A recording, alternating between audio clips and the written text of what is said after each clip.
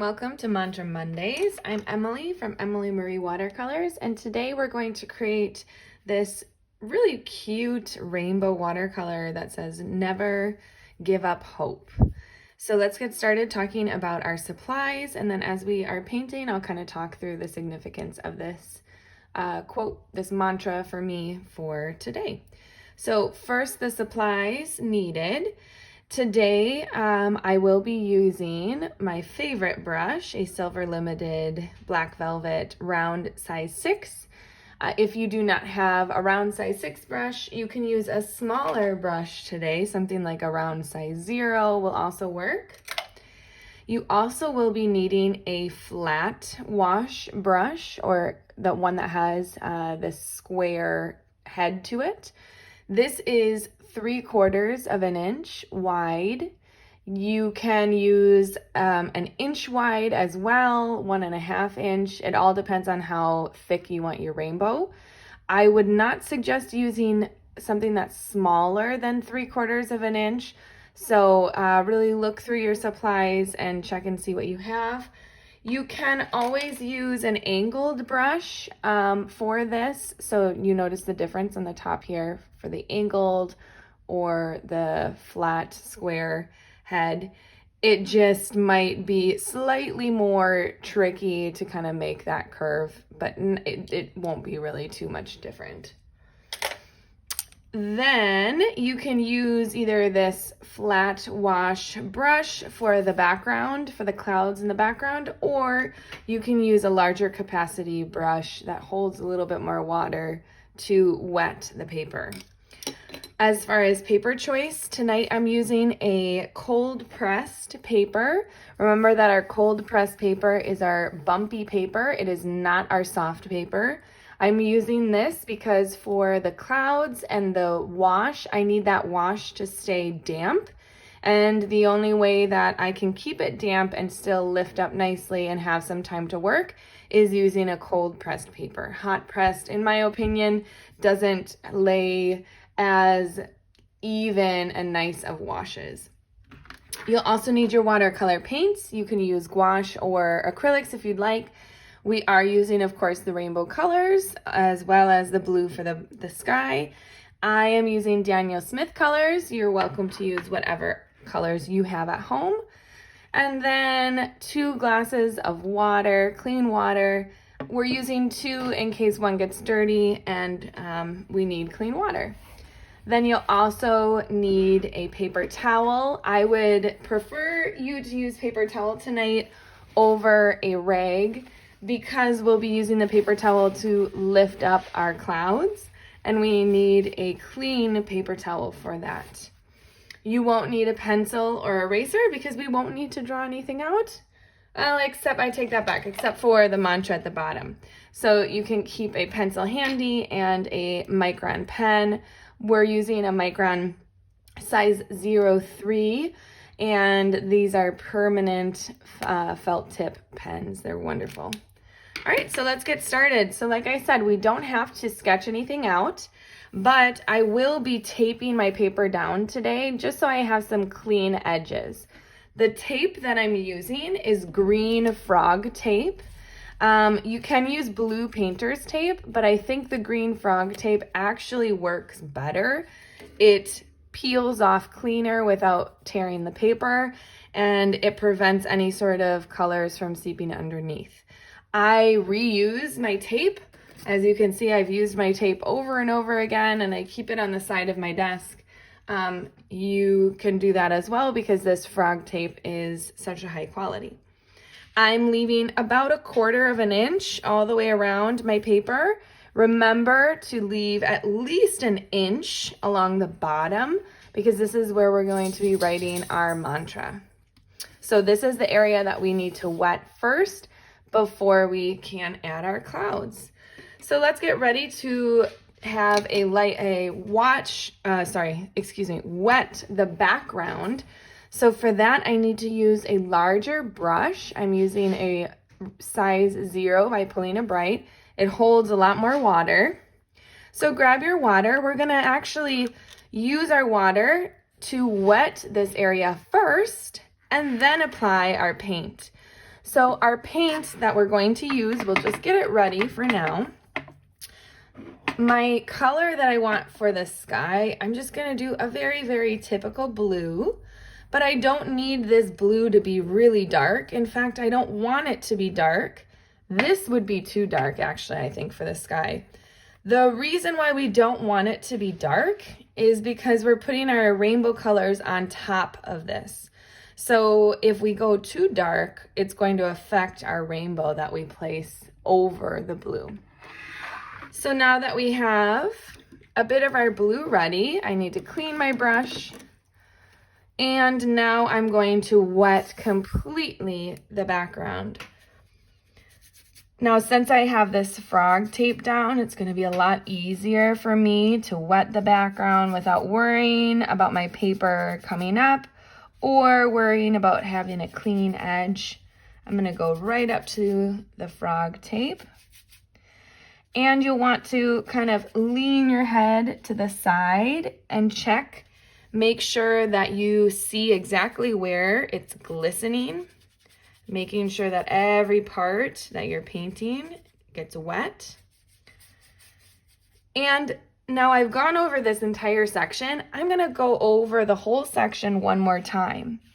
The reason is cold pressed paper has, of course, a texture to it.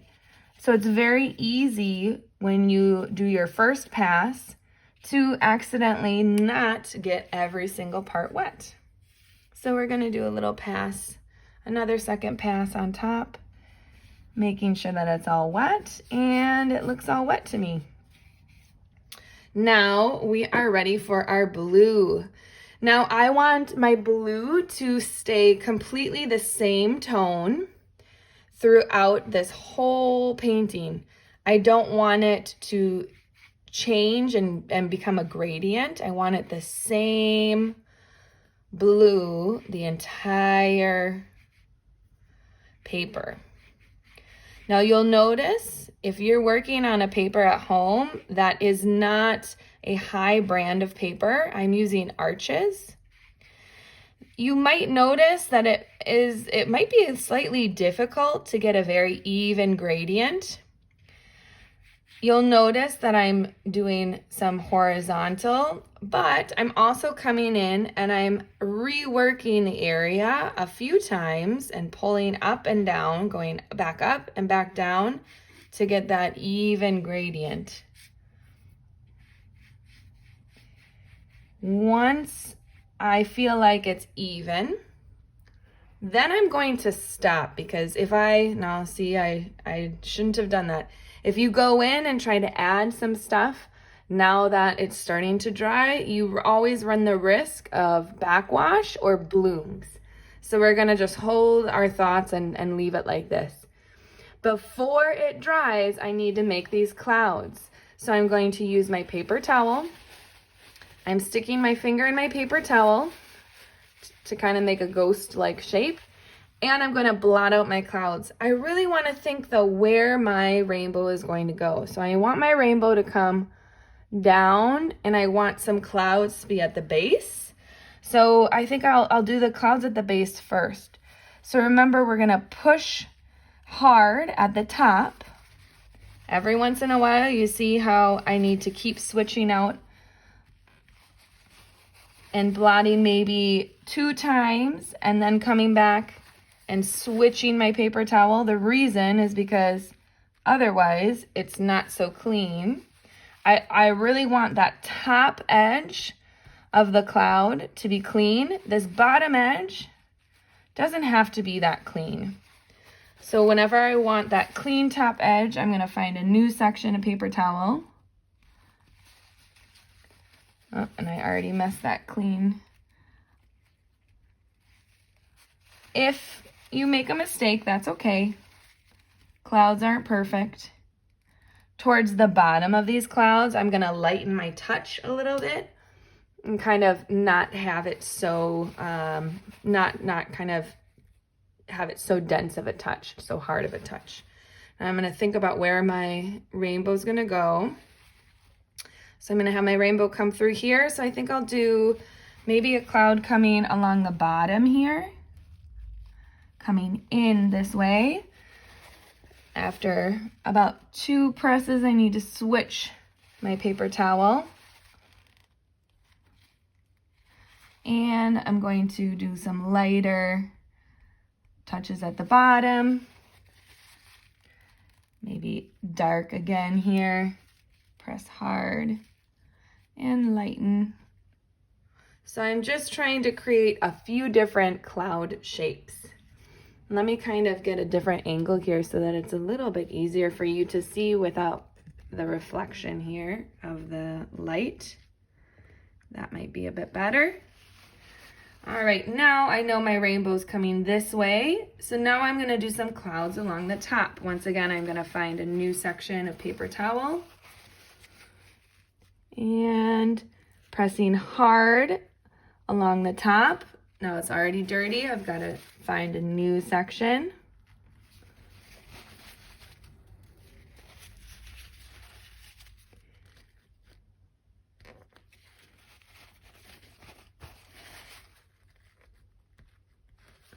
And kind of lightening up my touch as I come towards the base of these clouds.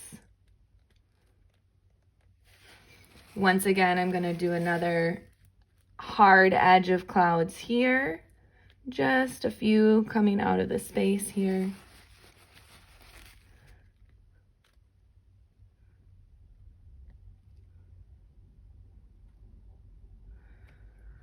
And since the rainbow's coming this way, I think I might do just a little bit in this upper corner.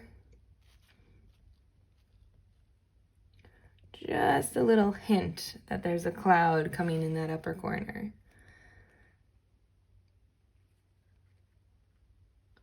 All right, now that is it. I don't want to add any more. You can tell that there is a little bit of a puddle here, so it is going to be slightly darker of a blue. That's okay, I don't mind that. If it's something that you do mind, I would suggest that you look up some way to keep your paper a little bit flatter, maybe stretching your paper before you work. Now, before we can add any of these kind of details and shadows on the clouds, we do want to wait for it to dry. So as we wait for it to dry, we can practice our rainbow. So I'm going to come on over here to my colors. And we are going to prep our brush while everything else is drying. Now, my rainbow brush, I need 2 brushes for this. I need my flat brush that's going to hold all the colors, and I need a small brush that we're going to use to paint the colors on. Now, we're going to test this out once, so feel free to do this with me so that you can kind of test it out for yourself. I would suggest to grab a scrap sheet of paper, whether it's hot press or cold press, it doesn't matter. Here's an extra sheet of paper that we will use just to practice this because it can be a little tricky. All right, so the very first step is we need to wet our brush, the flat brush that we're going to use. And I'm going to dab it off so it's not dripping, but I still want it wet. So I'm not going to take off any of that liquid. Now I need to get ready to paint my colors on. Now I'm using a finer brush for this so that I have more control. The first color I'm going to paint is going to be a red. So I'm going to grab some red here. And I want to paint a strip of red onto my brush.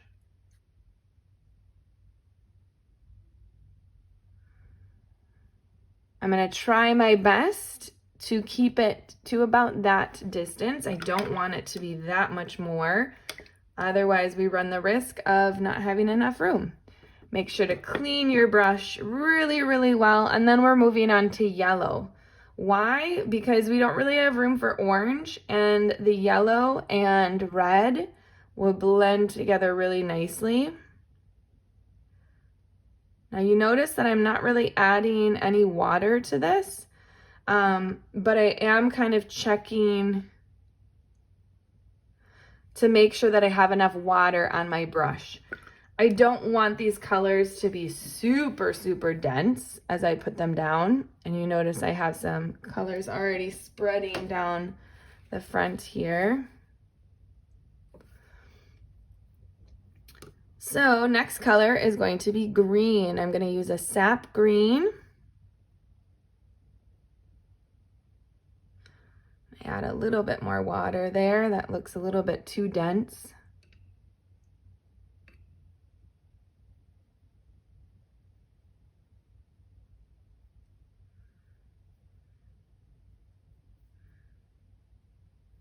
Clean the brush. Now we're going to use a blue.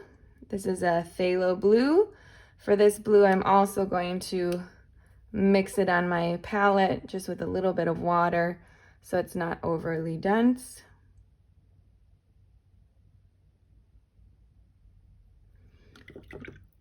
Clean my brush, and now last is a purple. Same thing, my purple is pretty opaque, pretty dense of a purple, so I am going to mix it here slightly and then add it to this last section of my brush.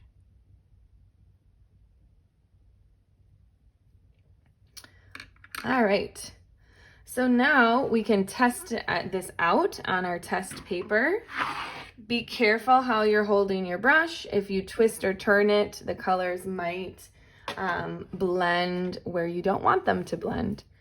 Now we're gonna pretend that our tape is down on our paper. I'm just gonna show you this way so that you know how to do this on the final piece. Now we're gonna want our red to be facing up. So I do need this part that we just painted, flipping it downwards. And I do wanna start on the tape just so that we have a really nice stroke once we get to the paper. So on the tape, coming out,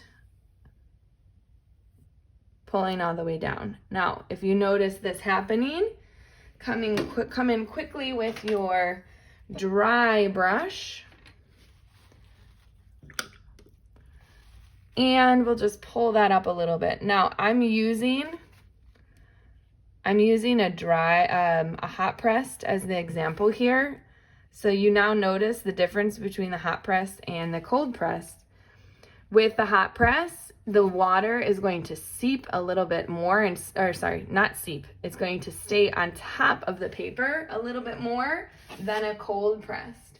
So if we were to do the exact same thing on a cold pressed, here's a spare sheet that I have with the same exact brush. I'm not even going to clean it.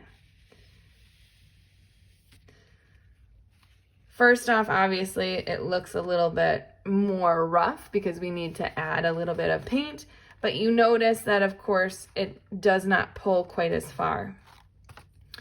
So I think let's try this one more time before we test it on our actual paper. But as you're testing this and trying it out, we're gonna pause the video and test out and try this out here. All right, so I've let my background dry. I have practiced a few times with the rainbow, and I have my new paintbrush all set and ready. One thing that I do want to add for you is be careful not to touch the paint all the way to the tip. The minute that you touch it to the tip, it will spread. So just a little tip to try to keep it as close to the tip without actually hitting the edge. If this looks a little bit different than the clouds that I made, it's because I kind of made a mistake on my first one, and so I decided to do it over again so that I could kind of get it to the place that I wanted it to be. So if yours also is needing to be done again, feel free to take the time and do it over. It's no rush. This doesn't need to be perfect the first time, and even professional artists don't, complete perfect works every single time either. So I have my brush already.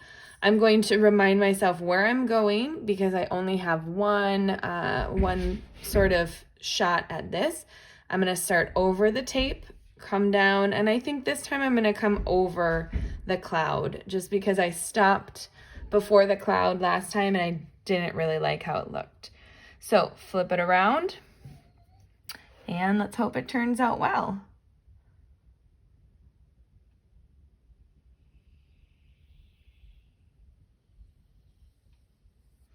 Now I can always re-wet slightly and kind of come in and attempt to kind of wet that up a little bit. Let me try it with a different brush and see if I can just kind of blend these, get these a little bit wetter. I don't want to do it too much for fear of lifting whatever's in the back. But I can just kind of come in, maybe attempt to fix this line here a little bit.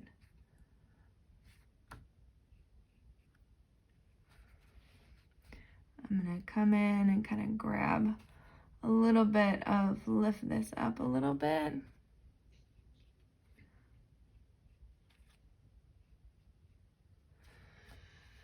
And I think at this point, I just need to be done, because honestly, sometimes the more that you attempt to rework it, the more mistakes are actually going to be made, and then the worse it ends up looking. So I'm gonna call this a good rainbow for now. I can always, always, always try this again. Now, I will have to clean and then re-put my paint onto my brush. If I were to do it a second time, say if you wanted a double rainbow, you're more than welcome to try that. The more concentrated pigment you put on your brush, so if you draw it directly from the well, that is going to make a darker rainbow. So keep that in mind, test it out. Obviously, when I tested this out, it made a lot darker of a rainbow. This is one of my earlier tests. So I added a little bit more water to make it a little bit more translucent. And so it really all has to do with your personal preference here. So since the rainbow doesn't need a whole lot of time to dry, I can take it off now. If you are at home and you are still waiting on yours to dry, you might want to make sure that it's completely dry before you take the tape off. And once our tape is off, now we can write our mantra at the bottom. So I always like to use a little extra straight edge here at the bottom for writing the mantra to make sure that I have enough space. So I am going to do 2 lines. I think I want the word hope to be on its own line. So we're going to write never lose hope. So here we'll start with never.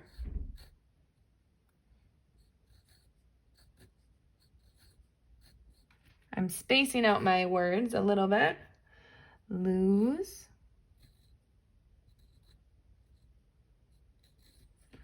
And let's do hope slightly bigger with all caps at the base.